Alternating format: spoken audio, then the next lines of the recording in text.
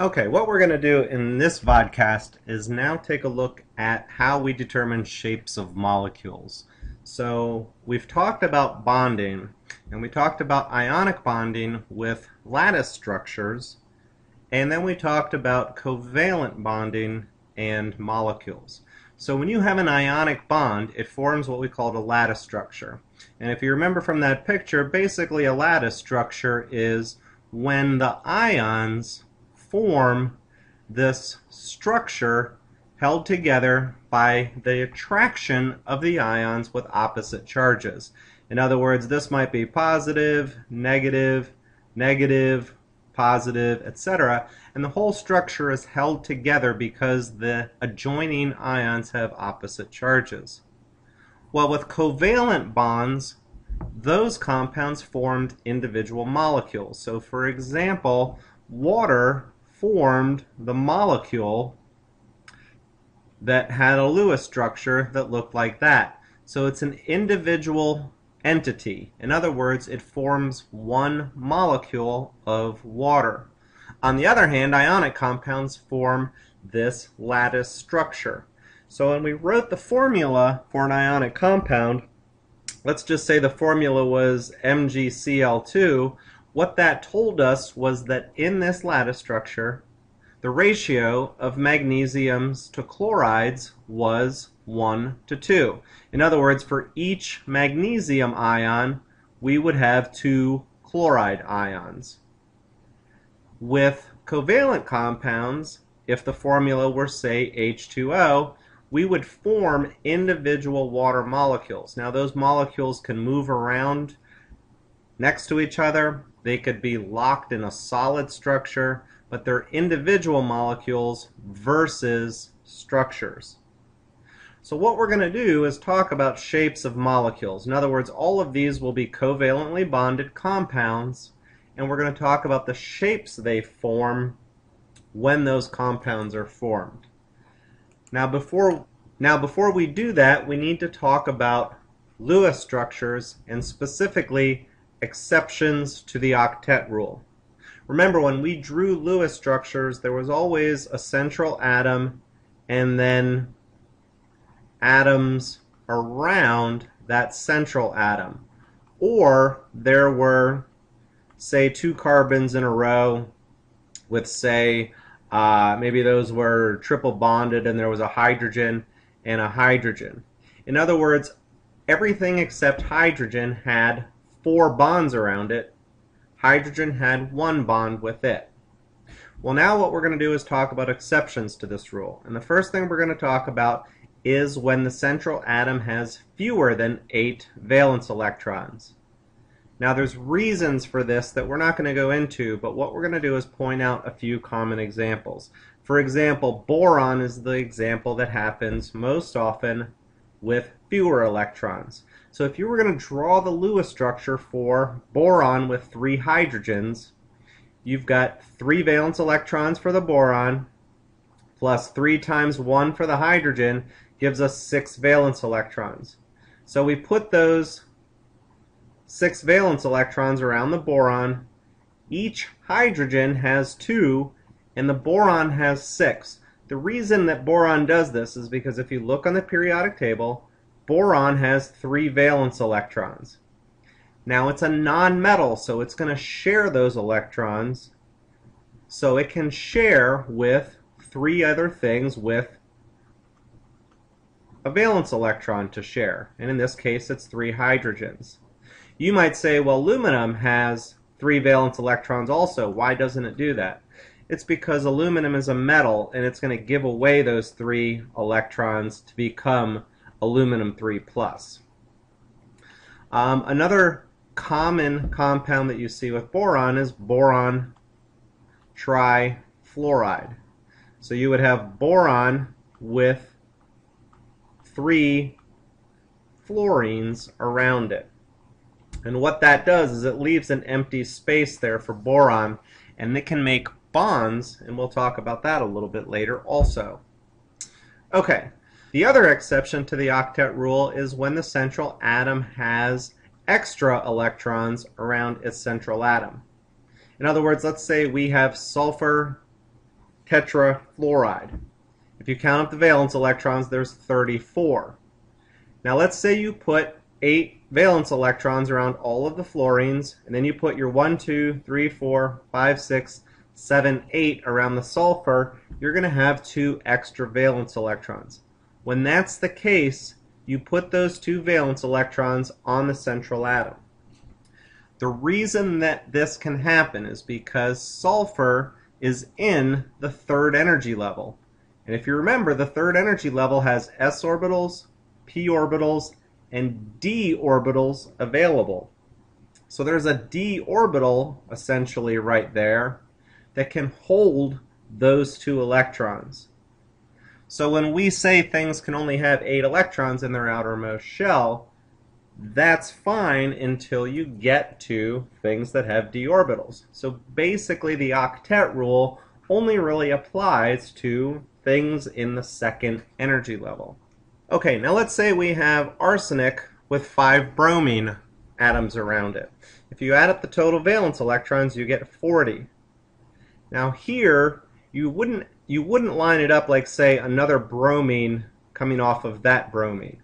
What you would do is you would put those bromines all around the central atom, make sure there's 8 valence electrons around the bromines, and then again, you can have 1, 2, 3, 4, 5, 6, 7, 8, 9, 10 electrons around the arsenic.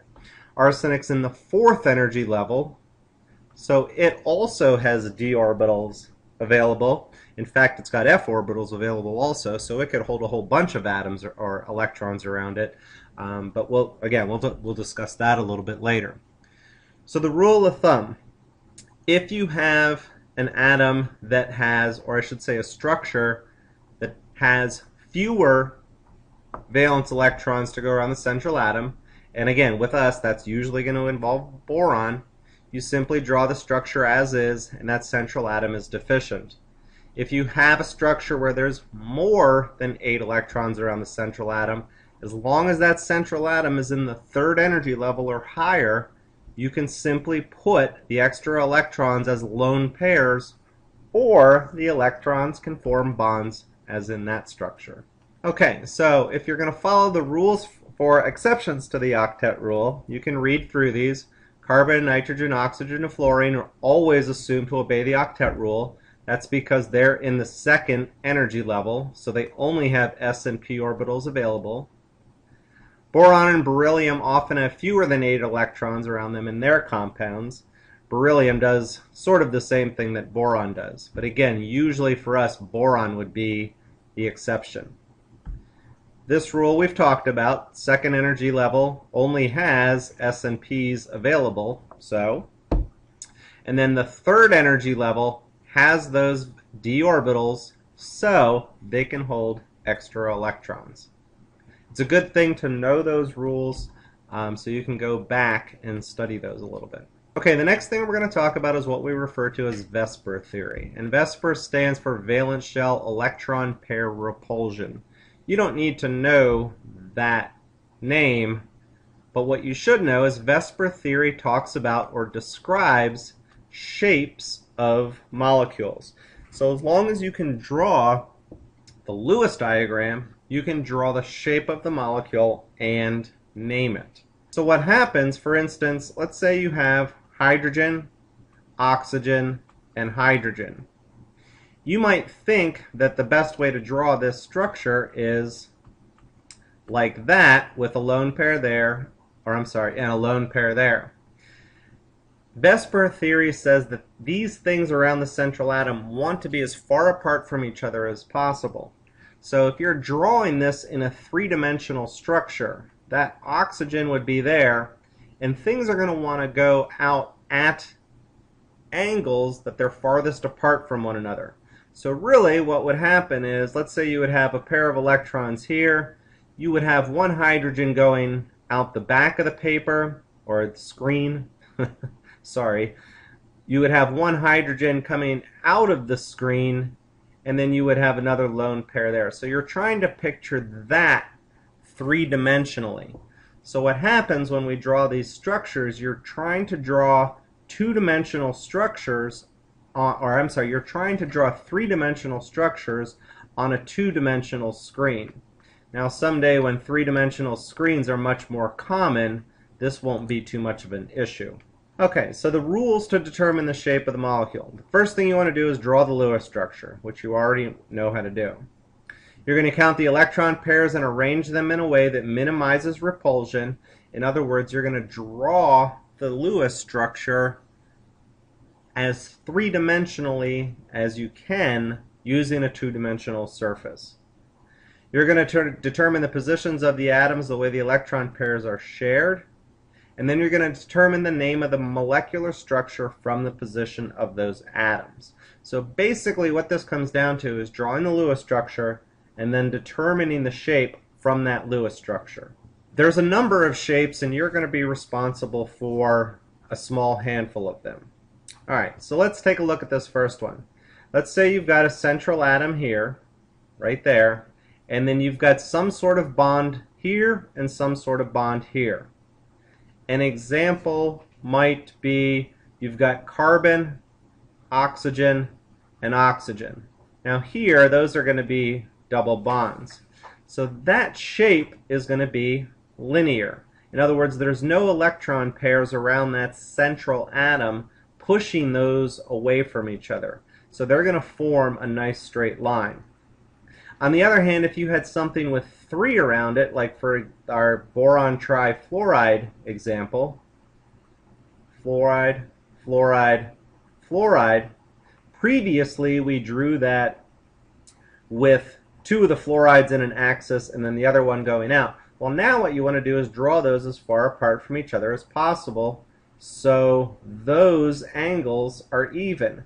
And what you're going to have is a trigonal planar structure. If you have something with a central atom and four things coming out from it, now you've got what we refer to as a tetrahedral structure. If you've got a central atom with five things coming out from it, we'll call that trigonal bipyramidal. And if you've got six items coming out from the central atom, we'll call that octahedral. There's going to be a chart of these shapes in your notes packet, and it would be wise to write down some of them on your periodic table cheat sheet for the exam. Okay, so what I'm illustrating here is what you can see. These represent atoms around that central atom. So for example, carbon with 4 hydrogens. Here, you've got the central atom with 3 atoms coming off of it and a place for a lone pair of electrons. An example would be NH3. If you drew the Lewis structure for NH3, it would look like that. In other words, you've got your 3 atoms coming off the central atom, and you've got a lone pair at the top. So that would also be trigonal pyramidal.